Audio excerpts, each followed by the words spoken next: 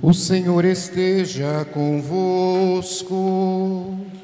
Ele está no meio de Proclamação do Santo nós. Evangelho de nosso Senhor Jesus Cristo, segundo São Marcos. Glória a vós, Senhor. Naquele tempo, João pregava dizendo: depois de mim virá alguém mais forte do que eu. Eu não sou digno de me abaixar para desamarrar suas sandálias. Eu vos batizei com água, mas ele vos batizará com o Espírito Santo. Naqueles dias, Jesus veio de Nazaré da Galileia e foi batizado por João no Rio Jordão. E logo, ao sair da água, viu o céu se abrindo e o Espírito Santo, como pomba, descer sobre ele. E do céu veio uma voz: Tu és o meu filho amado, em ti ponho o meu bem-querer. Palavra da salvação. Glória a vós, Senhor. Reverendíssimo Padre Neuci, presidente desta celebração eucarística, futuros diáconos Barcelos, Vinícius, meus amados irmãos presentes nesta igreja paroquial, queridos internautas que nos acompanham pela rede de comunicações Santa Rita de Cássia, assim também como pela web Rádio Ativa Comunicações. Hoje nós celebramos a festa do batismo do Senhor. E esta última frase que nós ouvimos do Evangelho: Tu és meu filho muito amado, em ti ponho meu bem-querer. É para você, é para mim que Deus está dizendo isto hoje, assim como Ele diz todos os dias. Nós não podemos esquecer disso. Deus todos os dias nos diz isto: eis meu filho, eis minha filha muito amado, muito amada. Nós sabemos que pode parecer uma grande responsabilidade, mas pelo nosso batismo nós assumimos o compromisso de ser outro Cristo. A palavra cristão significa outro Cristo na vida dos nossos irmãos. Com esta festa de hoje do batismo, nós encerramos o tempo do Natal e abrimos a partir de amanhã o tempo comum, que vai ser suspenso na Quaresma e na Páscoa e reiniciado depois de Pentecostes. São os tempos da nossa igreja. E nesta liturgia da festa do batismo, o profeta Isaías, no seu livro, profetiza a garantia de que Jesus Cristo é o servo, o eleito, aquele que anuncia a verdadeira religião, aquele que é a luz de todas as nações, aquele que faz esta aliança com os povos. E Jesus Cristo é a verdadeira, a eterna, a definitiva aliança de Deus com todos nós. Nós precisamos compreender isso. Não vai ter outra aliança. Daqui a pouco vocês prestem atenção nas palavras que o padre diz na hora, no momento da oração eucarística na consagração. A nova e eterna aliança é Jesus Cristo. Ele é o único. Por isso a gente diz unigênito. E depois, na segunda leitura, nós vemos o grande testemunho no livro dos Atos dos Apóstolos, quando Pedro, ele diz, confessando que nosso Deus não faz distinção de pessoas. O que significa isso para nós hoje? Significa que todos nós somos chamados a olhar para dentro de nós mesmos e não nos sentimos menosprezados, não nos sentimos discriminados às vezes por Deus. O que pode acontecer é que algum membro da igreja te discrimine, mas Deus não faz isso. Ah, porque eu sei cantar bonito, então eu tenho mais crédito com Deus. Eu faço belas leituras, então eu tenho mais crédito com Deus. A gente sabe que as coisas não são assim. Não é assim que funcionam as coisas, né? A gente diz assim: Deus, Ele é Pai. E quando Ele ora para nós, Ele ora para todos nós como filhos, embora sejamos diferentes. Vejam bem, numa família nós temos um pai, uma mãe. É claro que tem uns que não assumem esse papel, mas Deus é Pai, não se dá nem para querer comparar. Mas um pai na família, ele trata diferente às vezes os filhos, mas não é porque gosta mais de um do que de outro, mas é porque os filhos são diferentes. Se a gente tratar todo mundo igual, nós não vamos estar sendo justos. E Deus é assim conosco também. Deus sabe das nossas dificuldades, Deus sabe dos nossos medos, Deus sabe das nossas necessidades. Às vezes eu tenho um medo que você não tem, e eu preciso então muito mais dessa força de Deus ao enfrentar a coisa que eu tenho medo, que você faz com o pé nas costas. Então, quando a gente diz assim, Deus, aliás, o apóstolo Pedro, Deus não faz distinção de pessoas.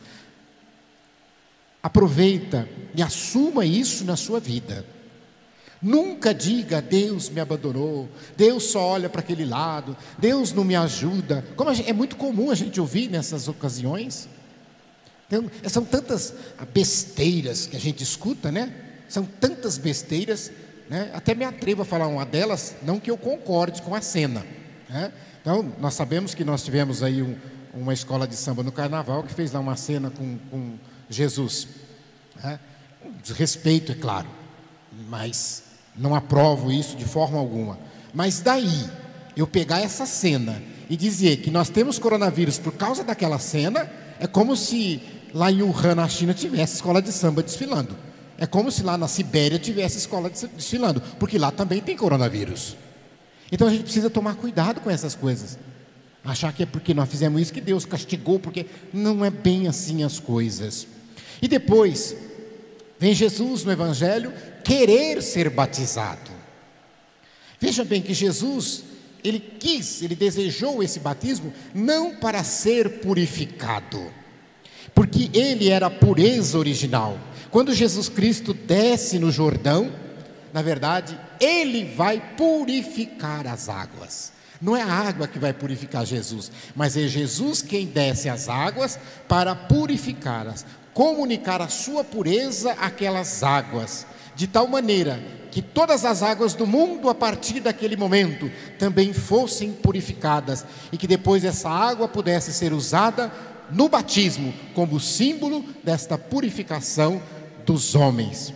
O calor do corpo vivo de Cristo, ao contactar com estas águas, as tornaram aptas para também limpar os nossos corpos, para nos tornar também imagem e semelhança ainda mais daquele que nos criou, no mais recôndito das nossas almas. Ao penetrar, pois, Jesus no Jordão, as águas são purificadas, como que na ordem sacramental já não seriam mais somente águas da terra, mas seriam ondas de Cristo. Olha que coisa linda, né? Nós olharmos para esse significado, esse simbolismo teológico todo do batismo de Jesus, para nós olharmos. Se Ele, mesmo sendo Deus, quis nos dar o exemplo. Esses dias atrás nós celebrávamos, né, e nós falávamos e meditávamos sobre a apresentação de Jesus no templo. Mas para que precisar apresentar Jesus no templo? Ele é Deus. Lá fala da purificação de Nossa Senhora. Nossa Senhora é toda pura, imaculada. Para que purificar? Para dar o exemplo, para mostrar que eles também eram tementes e cumpriam as normas. E nós também devemos ser assim. As normas que a igreja nos passa, nós devemos cumprir. Tem gente que diz assim: não, meu negócio é só com Deus. Eu não preciso cumprir ordem de padre, eu não preciso cumprir ordem da igreja, porque o meu negócio é com Deus. Ora, se até Jesus se submeteu para nos dar o exemplo, para que nós também nos submetamos às normas da igreja, dada por Ele. Olha que bonito. O batismo de Jesus, que marca o início da sua vida pública, da sua missão redentora. Nos próximos dias, nos evangelhos, vocês vão verificar Jesus já iniciando a missão, fazendo a escolha dos 12 para poder partir, anunciando a boa nova do reino. Também o nosso batismo marca a nossa entrada na comunidade cristã, o início da nossa colaboração com Jesus Cristo. O batismo, como sabemos, é o primeiro dos sacramentos, e ele é uma condição para todos os demais sacramentos. Ninguém pode receber um outro sacramento se já não tiver o primeiro, que abre as portas. O padre foi muito feliz na sua colocação agora há pouco, quando ele faz esse link, que tem muita gente que desliga crisma de batismo, que na verdade é um conjunto inseparável. Quando nós batizamos, principalmente no caso das crianças, é por isso que o adulto, quando vai batizar, já faz junto o batismo e o crisma. Por quê? Porque quando nós vamos batizar a criança, ela não tem condições ainda de manifestar a sua vontade. Na verdade, ali quem manifesta são os pais e os padrinhos que fazem a profissão de fé. E depois no crisma, na verdade, eu vou, por isso que fala confirmação, eu vou confirmar aquilo que os meus pais fizeram, aquilo que os meus padrinhos fizeram. Então, quem não aceita o sacramento do crisma é como que se estivesse a dizer: eu não confirmo o que meu pai, minha mãe e meus padrinhos fizeram. Então não tem como, eu não aceito, eu não professo essa fé, porque eu estou recusando a confirmar publicamente aquilo que os meus pais e padrinhos fizeram, que na verdade é assim que funciona o sacramento do crisma. E por isso que daqui a pouco nós vamos fazer essa profissão de fé pública. É como que se nós estivéssemos numa praça a dizer para todos quantos pudessem nos ouvir: em quem você crê, quem você não quer, quem você renuncia. E é publicamente, a gente diz em alta voz, para quem quiser ouvir.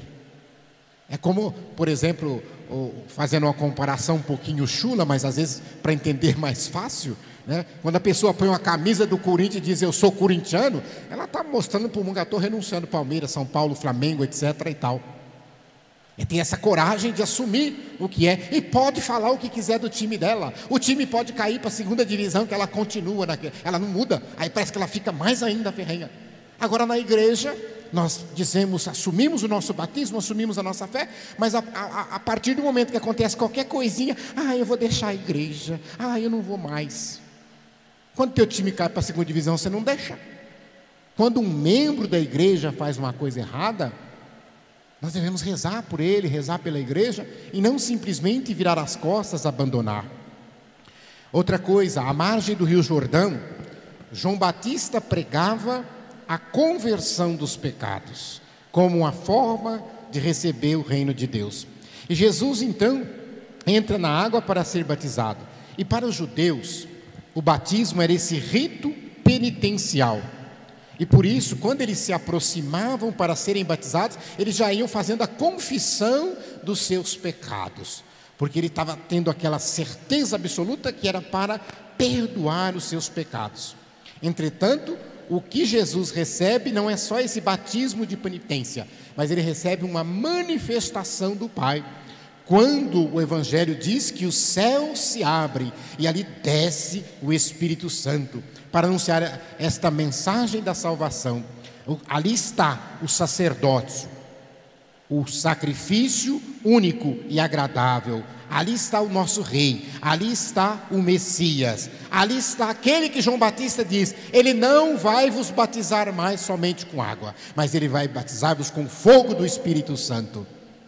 É por isso que em toda a liturgia, tanto do batismo quanto da crisma, nós vamos verificar toda esta sequência, não só da água, mas principalmente também deste fogo do Espírito Santo, da invocação do Espírito Santo. Tanto é que a gente até marca, né, na crisma, o hino do Espírito Santo. Vamos cantar uma música do Espírito Santo, vamos fazer, porque tem um momento próprio desta invocação sobre todos nós. No batismo, então a gente lembra de tudo isso.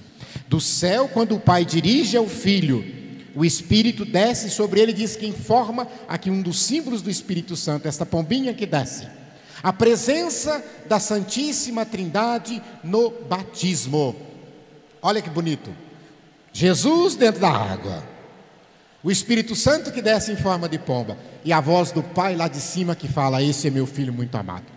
É por isso que a nossa igreja não aceita batismo que não seja feito em nome da Trindade. Um batismo, para ser válido, tem que ser em nome do Pai, do Filho e do Espírito Santo. Se tiver alguém aí em religião falando: eu te batizo em nome de Jesus, eu te batizo em nome do Espírito Santo, esse batismo não é válido. Porque aqui essa própria sequência, quando nós olhamos para esse evangelho, é para nos dar esta certeza. Nossa igreja batiza em nome da Trindade. E quando nós falamos de batismo, nós temos aqui esse simbolismo todo muito bem arrumado aqui hoje, da pia batismal. E nós costumamos dizer: aqui está o útero da igreja. Porque daqui nascem os filhos da igreja. Nós podemos dizer: a mãe biológica nos faz nascer para o mundo, para as coisas terrenas, mas a mãe igreja nos faz nascer para as realidades do céu. A mãe igreja nos faz nascer para as realidades não só terrenas, mas para as realidades celestiais. Por isso que é muito bonito nós sairmos com essa lembrança: a pia batismal é o útero da igreja, porque no batismo nós nos tornamos filhos adotivos de Jesus, aliás, do Pai, porque Jesus é o primogênito, significando Jesus é o primeiro, mas depois vamos todos nós, na sequência, também filhos e filhas de Deus. Eu até sempre costumo dizer, quando olho para a figura de Nossa Senhora, olha que bonito. Eu costumo dizer que nós temos um privilégio em relação a Nossa Senhora. Nossa Senhora só tem uma mãe, Ana. Nossa Senhora só tem a mãe Ana. E nós, cristãos católicos, temos duas mães. Nós temos uma mãe biológica que nos gera para esta vida terrena, do qual útero nós saímos. E nós temos uma mãe do céu, Nossa Senhora. Por isso que ela é a imagem da igreja, a figura desta mulher que está lá no Apocalipse, que é a igreja de Jesus. Olha que bonito nós pararmos e pensarmos todos desta forma. Nós somos eleitos do Senhor. E como batizados, somos chamados a anunciar os céus abertos, a nos colocar a serviço.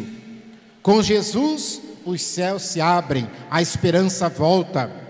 Por isso, não sejamos batizados com cara de céu fechado. Tem que ser batizado com cara de céu aberto. Não dá para aceitar os reclamões que acham que o mundo está perdido. Se a missão é grande, maior deve ser a nossa esperança. E que Deus nos mantenha como céus abertos, para que as pessoas possam fazer através de nós, como porta, para também fazer esse encontro com o Senhor.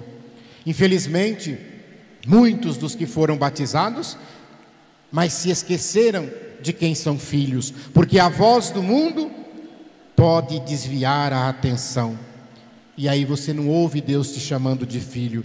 Tu és meu filho muito amado. E concluindo esta reflexão, nós poderíamos nos perguntar: você sabe o dia do seu batismo? Você sabe o dia que você foi batizado? Você sabe o nome do seu padrinho, da sua madrinha de batismo? Não respondam, mas eu tenho certeza absoluta que mais de 50% não sabe. E eu estou sendo generoso na percentagem. Não sabe o dia que foi batizado. Ora, mas o dia que você nasceu, você sabe. Então, olha só que contradição. Às vezes nós valorizamos mais o nascimento para a vida terrena do que o nascimento para as coisas de Deus, que é o dia do nosso batismo. Então, se você não sabe, assuma um compromisso. Busque saber qual paróquia que você foi batizada. Pergunta para os seus familiares. Se não sabe, vai lá na paróquia. Pede até uma copiazinha lá, não para outros fins, mas só para isso. Eu fiz isso. Eu botei num quadro e coloquei lá. Fui batizado no dia 24 de julho de 1960. Não esqueço nunca mais essa data, porque foi o dia que eu nasci para Deus. Porque se eu não tivesse sido batizado, eu teria só essa existência terrena, talvez hipócrita, mas não, naquele dia eu nasci para Deus. E você, no dia do seu batismo, nasceu para Deus.